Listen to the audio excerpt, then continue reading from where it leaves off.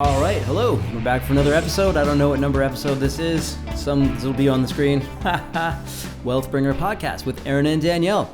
So today we're going to talk more and dig more into the Metaverse because it ain't going away. Just like crypto isn't going away, the Metaverse is not going away whether you like it or not. So, I mean, I guess you can just bury your head in reality if you don't want to live in the Metaverse. Like if you want to be one of those people, you can just do that. Like live in the real world like some old-fashioned lunatic. So,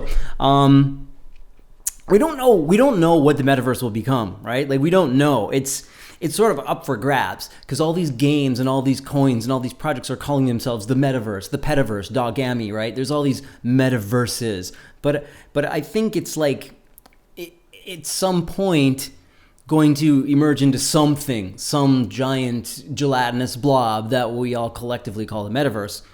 That's what we think right now. Like in 1995, nobody would have predicted that Amazon would win the internet and Jeff Bezos would become the richest man other than Elon Musk in the world. I don't know. So point is, nobody can predict the outcome of the Metaverse. There's these companies, we've got Meta, Facebook, and we've got the Sandbox. We've got Neos, VR, NCR token, which is a really cool VR company. Very good quality product, I believe.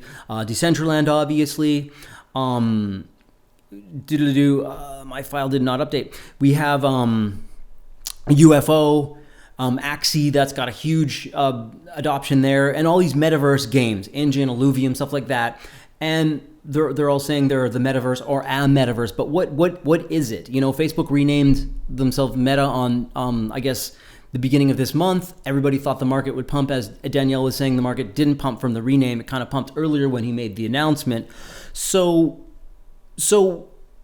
what is the Metaverse? Do we know what it is? And what's going to happen over these next months and years? More likely years, because we're waiting for new technology to emerge, especially with these virtual reality glasses. So I guess, Danielle, where are we on the Metaverse? What's the Metaverse going to become? What are the predictions? What are the trends? What's happening? What's happening with Facebook, with Meta? What's happening with the companies it's getting involved with?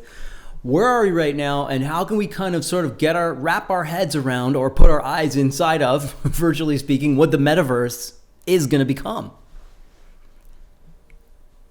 There's so many questions. Where do I start? So I think the very first one to address, the very first one would be, what is the difference between VR technology or virtual reality from 10 years ago versus what has now morphed into what is going to be becoming the Metaverse? And one day, 80 years from now, people might look back on our little video or people talking about the Metaverse. We're going to look so antiquated compared to what this is going to progress. Yeah, it'll be hilarious. Yeah, I love looking into the future a bit and trying to see like how today's technology is going to look like ridiculous in even 10 years. So the biggest change is that I think that VR started out with a lot of gaming, and it's becoming virtual reality, and the Metaverse is becoming a place where people can do a lot more than just wield a sword and chop somebody's arm off. Well, yeah, I think what's propelling the Metaverse into existence is the adoption by gaming and gamers, because they're going to be the most interactive group of people. So they're going to sort of propel the whole thing. But that's only just the beginning. I think a lot of people think they're not interested in the Metaverse because they're like, well, I don't like to play video games where I'm shooting at somebody with like a crazy rifle or, wielding a sword, right? But there's way more to it than that. There's way more. Can I start with one of the biggest ones that affects a lot of people today is Zoom learning. So with the pandemic, so many people in colleges and schools and in meetings, so workplace and education, two ginormous fields, it affects pretty much almost every American that I can think of, almost everybody in the world now with the pandemic.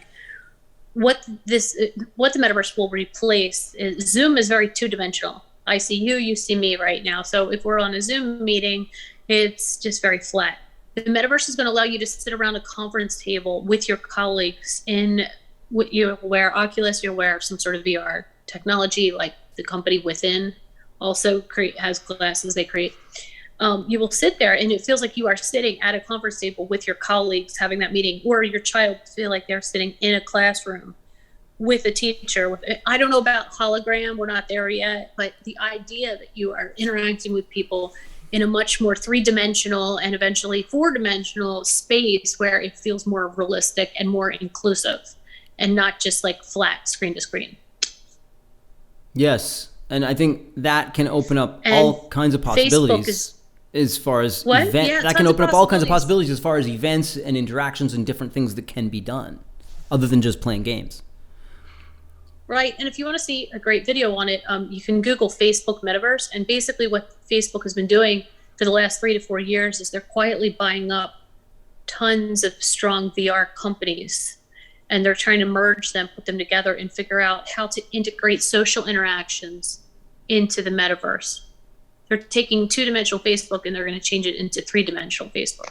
So it's going to replace, you open your computer, you open your phone, you just see a screen, and now there's going to create chat rooms, meeting rooms, all kinds of different groups. They can meet together, they can interact one-on-one, they can sit across from each other.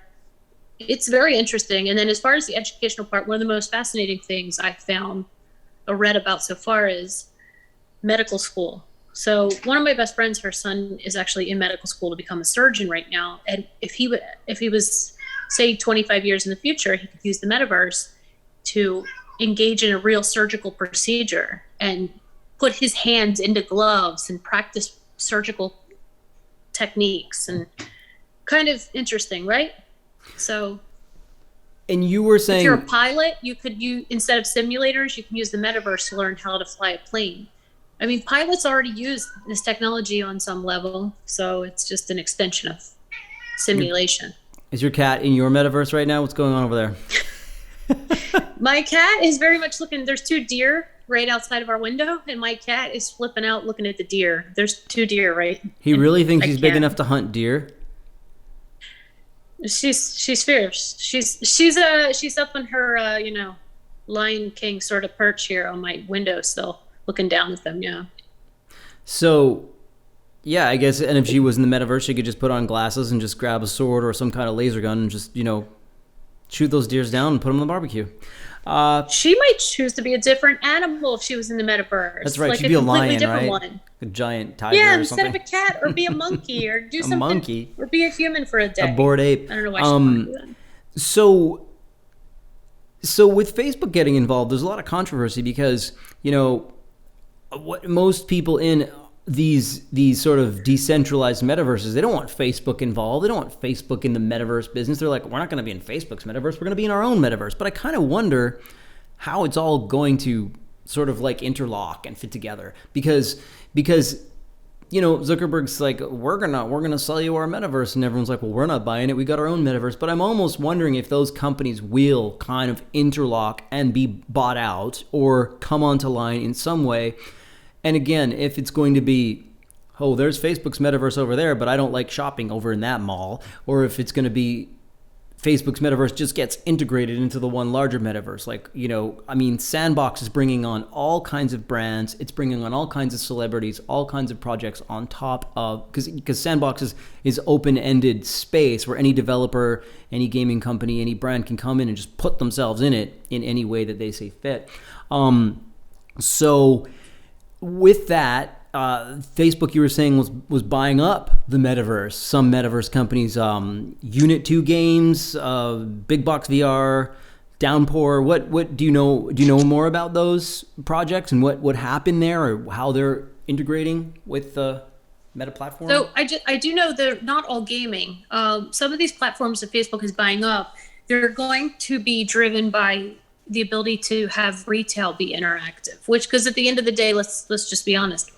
Marketing, the ability to sell advertising, the ability to draw dollars to a project or a space is what ultimately cash is king, right? So it's going to keep certain things going. So there's going to be monetization of this, which is not in the gaming world. The monetization is like within the gaming world. Well, I think what's going to happen is Meta is going to move into spaces for retail. Like you're going to be able to, say, walk through. Okay, my cat is walking right on top of me right now. So as an example, you could go into a pet store and you can interact with products and pet a metaverse cat and I don't know, adopt a cat or something. Like it's a cat's tail. Yeah. Like the interactions might be like I'm petting a cat in the metaverse right now. It's interesting though, because there's a lot that's going to be missing because of the feel of it. Yeah, I don't know how far the technology has to come, because you can you can shop in the metaverse. You can grab an item in real life. Like I've picked up guns when I had the VR. And it feels like, it doesn't really feel like the gun's in your hand. I mean, there's some, but you see it in your hand. There's some right? reality to seeing it. There's the visual reality is what I wanted to say is there, but the actual tactile sense is not really there. I mean, I guess if there's like whole tactile outfits with like different pressure points and stuff like that, then I don't know. But oh, that's interesting. I never thought of that. Yeah. So they can integrate touch into the glove. Yeah, well, I think they're planning on doing that. I should read up on it more, but so you're in a showroom, you're in a shoe store. You can pick up the shoes out of the box and look at them, but you can't really put them on your feet and see how they feel, because who knows what a size 9 or a size 10 feels like unless you actually try it on. There's certain things you can't do in the metaverse. You can turn it around right now. Visually you look click at through, it. Like if you go on Zappos, you look at a pair of shoes or a handbag, you can do a 360-degree turn on it. But in the metaverse, you can hold it in your hand, turn it over. Clever marketers are going to figure out like how to take a handbag for women, for example, which, let's be honest, is a huge, humongous market. If they say a Coach bag, you can look at it online and you can inspect it inside and out. You can open it up. That's what the metaverse, if clever marketers figure out how to make it interactive with consumers, it's going to reach it's just going to explode for consumers. If you had a shoe and there was a way to get like a Matterport type camera map inside that shoe and the pressure surfaces of the volume, and then they could replicate that on your foot. So when you put on the shoe virtually in the metaverse store, it actually pressurized your foot, like from your foot, like the foot part of your metaverse suit, pressurize it the way a size 9 would versus the way a size 10 would of that shoe. If all of that data was actually like interpolated in a virtual 3-dimensional photograph that had the pressure points on the foot apparatus, then you could feel like what it feels like to put a size 9 on Docs or a size 9 on whatever brand of shoe. You know what I'm saying? Versus actually doing it in real life. I mean, I'm totally speculating. It's far-fetched, but how far can we go with it? I don't think it's that far-fetched though. I think the technologies, actually, Mark Zuckerberg does a whole address, so like an hour-long. If you Google Mark Zuckerberg Metaverse, he actually has an hour-long video that explains in detail where his vision for the metaverse is, where he sees it going. And one of the things he says that really stuck out at me, he says that we don't know what it will become because the progress and the order it has to happen for the next innovation hasn't even happened yet. Mm-hmm. So it's like visualizing a car 100 years ago. I just don't know how can you don't even understand what materials will be made available to you in 80 years to start the components to make, you know what I mean? Like plastic wasn't even an invention then, or fiberglass, or all the different components and technology and screens and all the things that go into a vehicle today. How could you ever even imagine what it would become? Well, if you look at a 2020 vehicle compared to a Ford Model T, it's like almost like a horse carriage compared to like a space machine. Right. Or look at like a Tesla, like cars that literally run off of electric. You could have solar on your house. Your entire thing could be, all the energy could be harnessed from the sun to run your car. Like in a million years, I don't think 100 years ago anybody could have saw what the innovations could have been in the step order. They all have to come in order. So maybe your VR suit. If the younger generation is going to want to embrace Zuckerberg's metaverse because they just don't like him and they don't like the idea of Facebook controlling everything. So I'm interested to see how and where he can fit Meta in with all of his billions into this whole sort of more decentralizing metaverse where people aren't really interested in having like an overlord running how it all works. That's my sort of not concern, but just my query in as far as how that all is gonna come together. But I think, did you say overlord? Yeah, there's when he was called to Congress to testify 3 years ago, there was a lot of pressure they were putting on him to disband his WhatsApp acquisition as well as Instagram, and he did not buckle down to the pressure. Instead, he came back at them and said, "That's just one step. in a long, he's like that. He basically alluded to the fact that that will become the past soon. And now I'm working on this project Metaverse where I'm acquiring. Did he say that back then? Yeah, it's 3 years ago. So he said Metaverse he's been working back on then? this for a while. Yeah. Listen, I mean, he's a smart guy, obviously. He's got a vision for where he thinks social media will be taken. I just don't like the idea of centralized control, that's all. And I think a lot of people in this space don't like the idea of centralized control in the Metaverse. Oh, yeah. So I think what's going to happen is it's going to branch off. I mean, when he was creating his whole, you want to talk about crypto, when he was creating, it was called Lyracoin, or what was the name of the coin that Facebook? I don't know. They started to create a coin. And it kind of flopped because it was a Mark project, and like most people feel the way you do, where they don't want a central control. They don't want this guy that's already got control over social. Because, I mean... Just making everybody fight online, just like having his algorithms so that you have this guy in their bubble and these guys in their bubbles, and like all the information that each one sees is separate from the information. So you have two different parallel truths that everybody's living, or their own truth. You don't want to see another insurgency, and you don't want to see an election. Except for now we're gonna be doing it with actual, like in actual virtual reality, like combat style. Like Call of Duty style, just everybody's going to be shooting everybody. There's not going to be Twitter fights. There's actually going to be machine gun fights. Yeah, but it'll save lives because people won't be using real guns to hurt each other. Maybe that's how maybe that's the solution. That's how we'll take out our frustrations on each other. Just like kill the opposite people on the political spectrum with like virtual guns, and like, I always hated that guy. Like, let me see blood squirt out of his head. It's only the metaverse. It's not real. I get to kill him and he's still fine. That is the solution. You know what? Maybe Zuckerberg's going to figure this out. I can't say that's a solution, because the more you do that, the more it desensitizes killing in your brain. Did you know that? I mean, but if you can just go back into the metaverse and do it again tomorrow to somebody else you don't like, as long as you don't have to do it in real life. Oh my God, let's talk about the couple that got married in the universe. Okay, let's bring it back. Let's bring it back from darkness here. So did they actually get married in the metaverse? They were married in real life, and I think they had a parallel marriage in the metaverse along with the avatars of their wedding guests. What's the story behind that? I can't. I'm sorry. The story behind that, and I'm having a hard time understanding.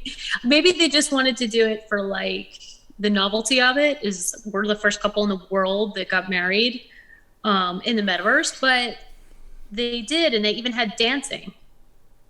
Have you seen any clips of this? See, no, that's interesting. I mean, I saw the picture of their two avatars in the article on Yahoo or whatever, but it's like you can't. The thing is, in the metaverse, there's another thing, like the limitation of the metaverse.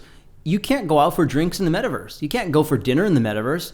One of the aspects of going for dinner is not only the ambiance, which you can get in the metaverse, but there's the actual food. When you go to an Italian restaurant or a Thai restaurant or whatever, pick it, or you go out for your favorite drink, your favorite cocktail, and you're going out to that secret please don't tell speakeasy bar, in the East Village or whatever, and you get your favorite cocktail, you can't really do that in the metaverse, because how are you going to drink a metaverse drink? You're still drinking the drink in your house. You could be with your friends at a party or at a club or at a bar in the metaverse, but you ain't drinking the beer that they're serving. I mean, that's technology that's hundreds of years away until they can actually like literally micro brew a beer into your microphone that you can swallow from your computer. I don't see that happening. And also going to the bathroom in the metaverse. Like if you're at a bar or restaurant with your friend, how do you say, oh, I'm just going to, you just basically take off your goggles and like put a sign says on your face BRB, like, I don't know. Well, this couple did it, and they mimicked a real life wedding. Okay. So what did they eat in the metaverse?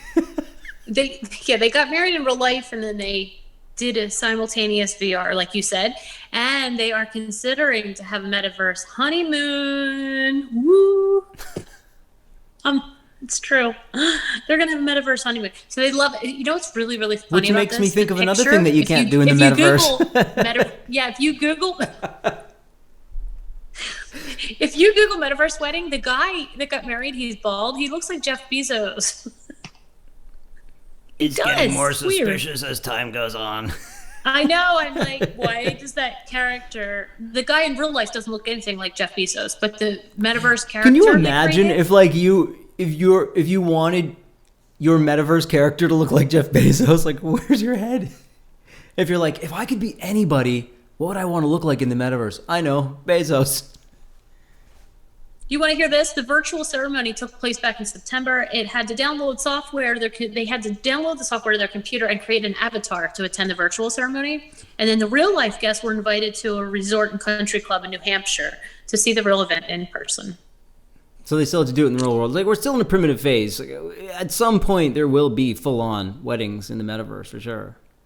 What I think is really interesting about the metaverse right now is that it's the first time that anybody's attempting to make a leap from gaming into other activities, a much wider use spectrum of activities, right? Yeah.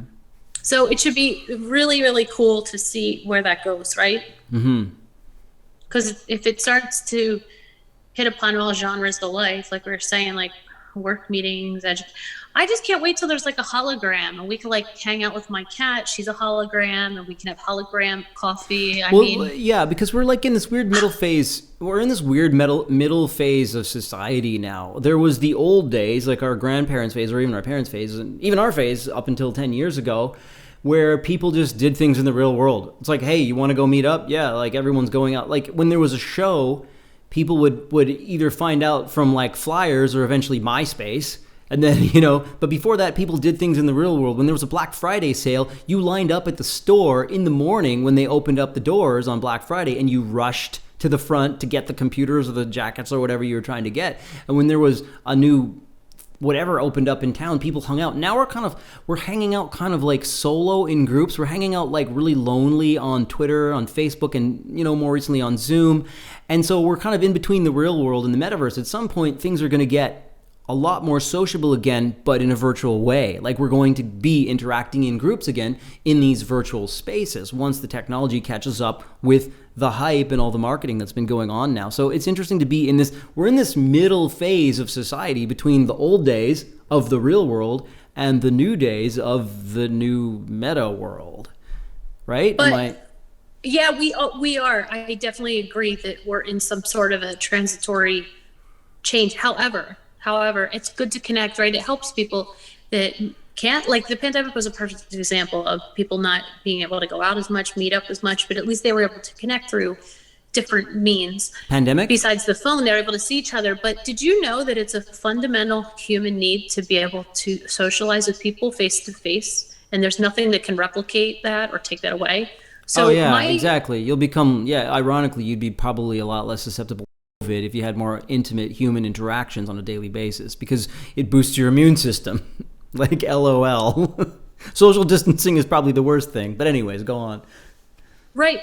You're actually healthier for having real life face to face and not always being subject to a technological advance to help you connect with another human being. Even if it's just interacting face to face with a neighbor or a clerk at the store, or just you're a dog walker, you go and meet a person in face to face. I don't know, whatever small interaction you have throughout your day has actually been proven to stave off Alzheimer's also.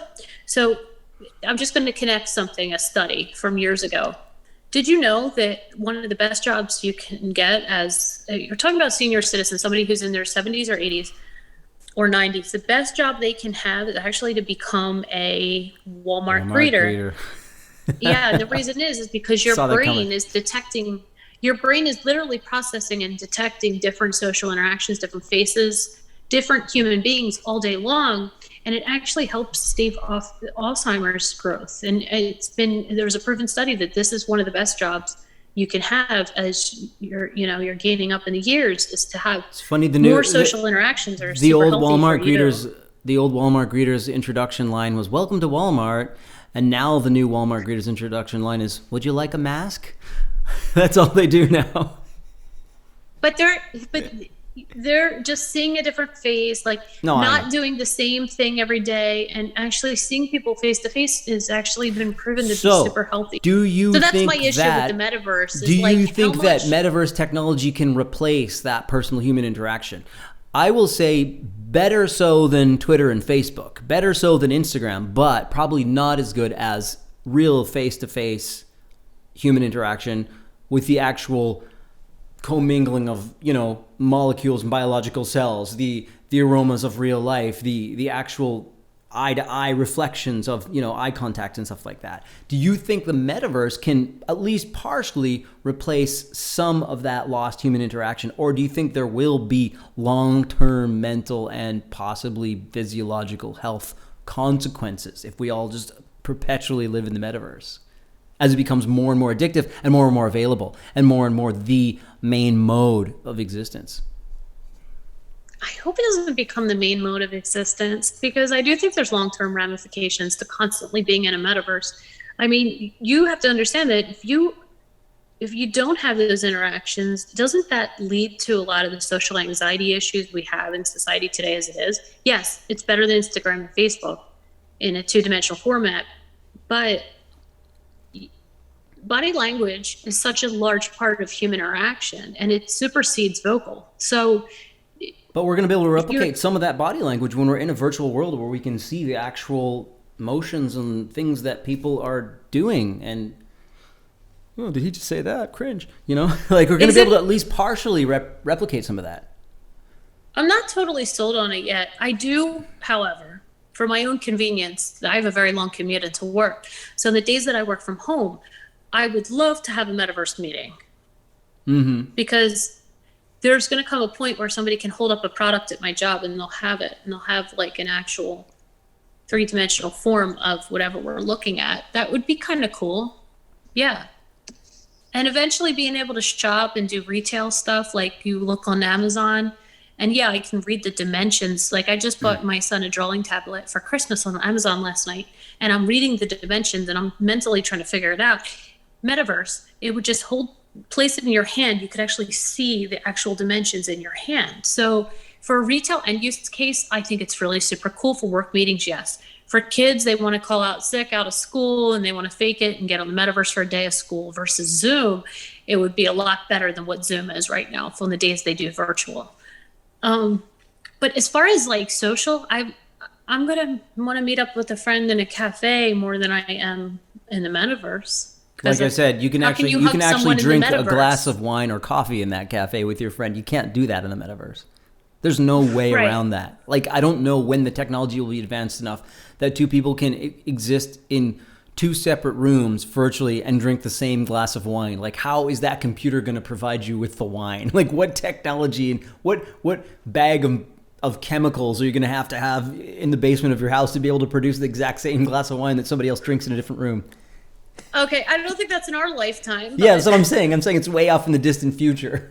It's when like super nanotechnology becomes so advanced that they can just like magically reproduce any chemical formula and instantaneously. It's like Star Trek technology. Yeah, but here's the thing. I do believe a lot of this is leading to problems in society today. Like, it's going to become so old-fashioned just to see people. I know that's my point. Will there be long-term health implications, mental and physiological health implications for the next generation who just literally grows up on VR glasses, just like this generation grew up on cell phones, right? So. I hate it too. Like, I hate that. I didn't get my oldest a cell phone until he was 15. He was the only one in his class not to have one. But I wanted to make sure his brain development was well underway before he started. I didn't want him to get addicted to a phone. I think one thing that will be cool, though, is that you will be able to go and recreate events and scenarios that are long gone and past. Like, if we have the data there, you could go to, because they've already de-aged Robert De Niro, and I think they could make a movie with James Dean in it again, right? Like, they have enough of his footage. You should be able to go to a Nirvana concert or a Jimi Hendrix concert again. Like, I would love to go and see, and of course they don't have the technology because they don't have the footage, but I would love to go and see like Franz Liszt play the piano or Bach play the organ. I'm sure there'll be some type of virtual representation of that. Obviously, they don't have any recordings of people that far back, but to the more 20th century people who've passed, there must be some footage. It would be like really cool to go and see a Jimi Hendrix concert, in the metaverse. Well, yeah, I mean, it would be really cool for history too. Mm-hmm. Like, go back to the Roman times and see the gladiators perform live at the Colosseum, and all the neat things. You can walk through a Chinese emperor's home, or just all the different possibilities of learning about history. And but then you're living in a fantasy world as opposed to the real world. And then where does the line get drawn? So I think we said, gaming propels this into existence, and then we're talking about all the ways it could branch out. I mean, that was an interesting kind of philosophical discussion. I think we kind of got a little bit off on tangents, but that's kind of what I wanted to do, is kind of discuss the hypothesis of where this will all go. And I'm sure we'll look back at this recording if it stays on YouTube and YouTube exists in the metaverse and they haven't been somehow purged by the blockchain in some new form of NFT version of YouTube, then where every video is just an NFT on the blockchain, right? So we'll look back at this video and kind of laugh at, like, these guys were speculating that things that never came anywhere near true. You'll be a hologram. You'll be Justin Trudeau you'll be the Canadian guy, and I'll be like Trudeau,